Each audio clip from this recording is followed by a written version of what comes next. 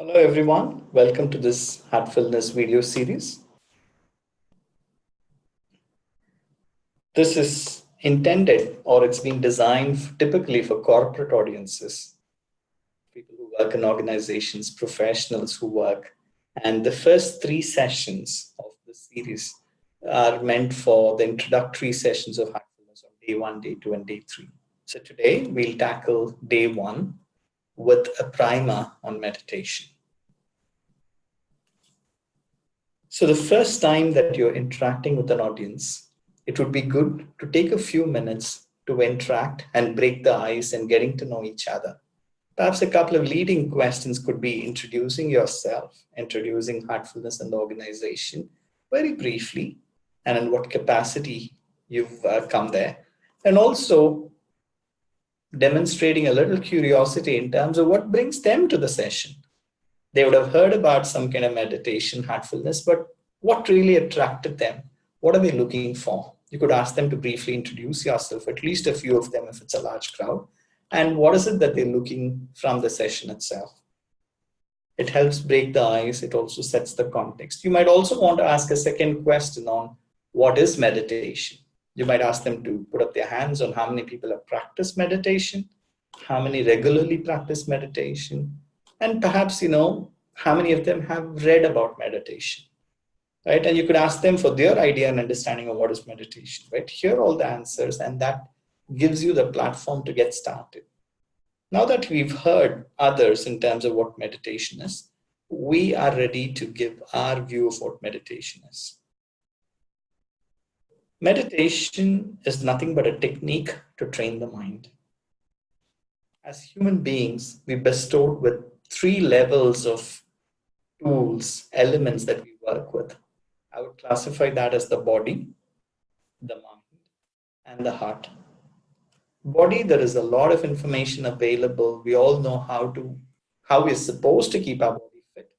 Exercises, jogging, walking, going to the gym, eating right, nutrition, fasting. This yoga, there's enough and more that's available out there. So in the heartfulness sessions, we might touch on that, but we're not going to focus on that.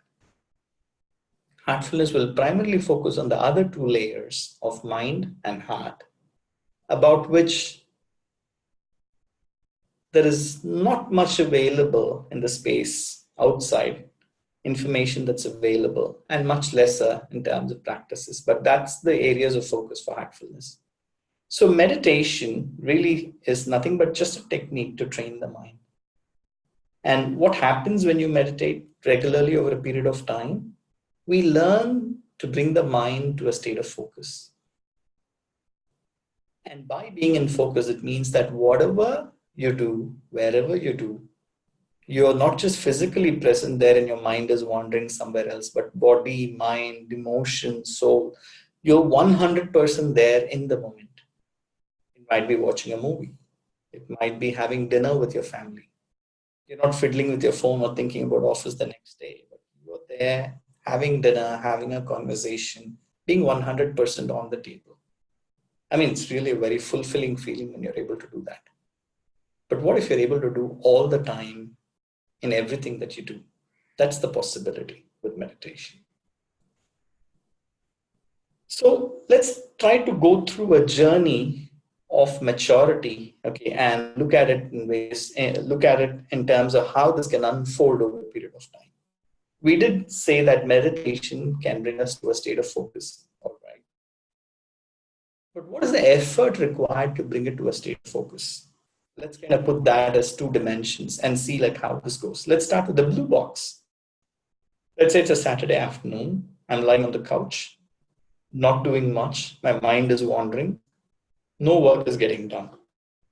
This is what I would typically call daydreaming, right? It's nice while it lasts, but I can't live my life out like that, right? So it's good for a change, definitely. But that's let's say where it perhaps starts, the journey starts. But let us say I need to do work. I'm putting in a lot of effort, but let's say that I'm still unfocused. I'm not able to get myself to work, bring myself to a state of focus. Ask the audience what they would call that. Take their answers. You can say, yeah, It could be that I would like to call it frustration. Right? Because with a lot of effort, if you're still not able to get to focus, you're not able to get the work done, it means that we do get frustrated. Now, what happens if, let's say, we are able to get to a state of focus, but it takes a lot of effort? This is what we would call concentration. Many of us think concentration is great, but then it is good. It's definitely better than frustration and daydreaming, but there's still a limitation. It's going to take a lot of effort, a lot of mental effort, emotional effort for you to focus and get the work done. It sucks a lot of blood, literally, because the brain, when we work with force, it draws a lot of blood and oxygen from our system, which means it's not available to the rest of the body. And after that concentrated stint of 2 or 3 hours, you tend to just totally get exhausted. Sometimes this is what happens when we're studying for an exam, or when we're going for an interview. Okay, or we have an orals, with the customer, and we're so tight, we're so taut, we're putting in so much effort and force in the system that right after that, we just fall down flat and exhausted. So it's good, but I think we can do better. And that's where the fourth one comes in, right? How would it be if we are able to be in a state of focus, but effortlessly so? We believe that this is what a continued and regular practice of meditation, an ongoing practice of meditation, can deliver for us. So that's in some sense like the relevance of meditation in our lives. At the end of the day, we work with our mind, and it goes deeper to our deeper qualities within ourselves. What we are inside. The mind and the heart is really what we use in all our interactions right through our life, 15, 20 hours of the day.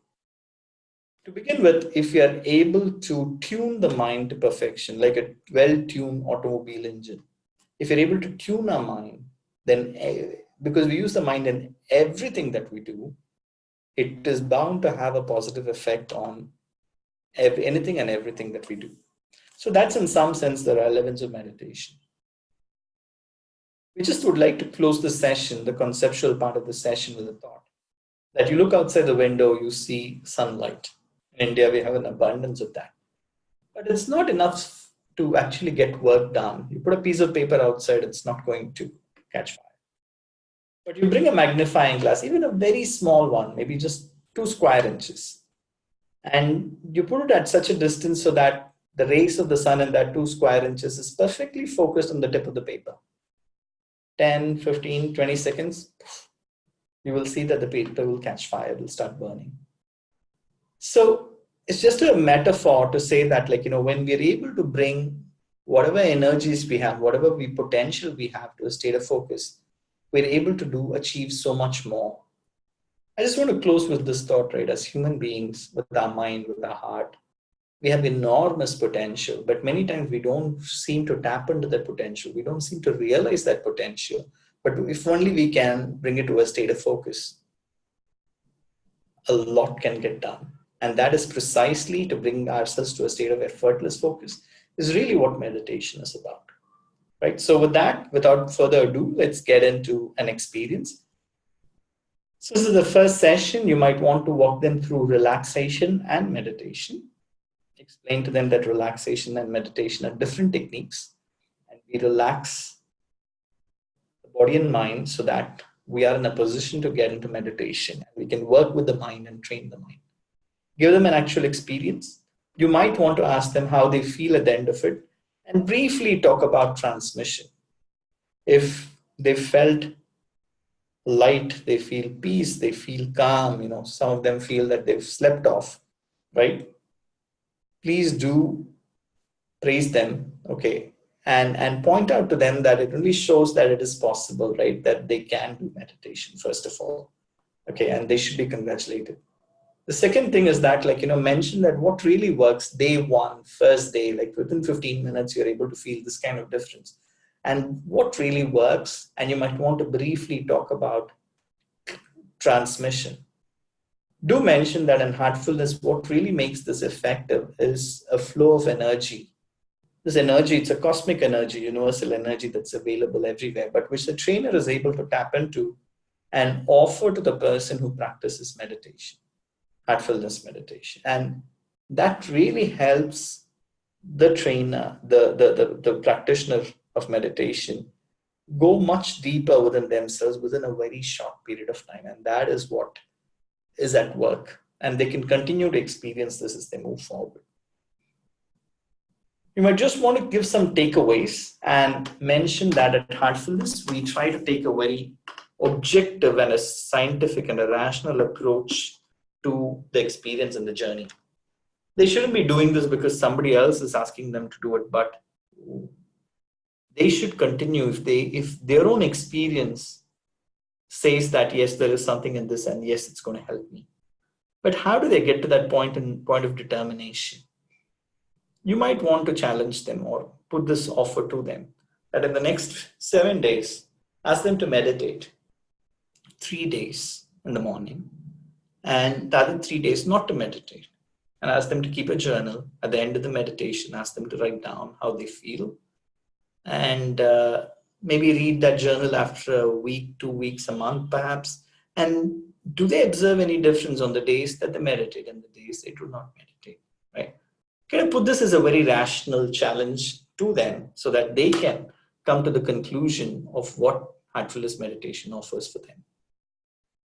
Thank you for joining us on day 1. And we will see you again tomorrow and we will take this discussion further. Thank you and bye-bye.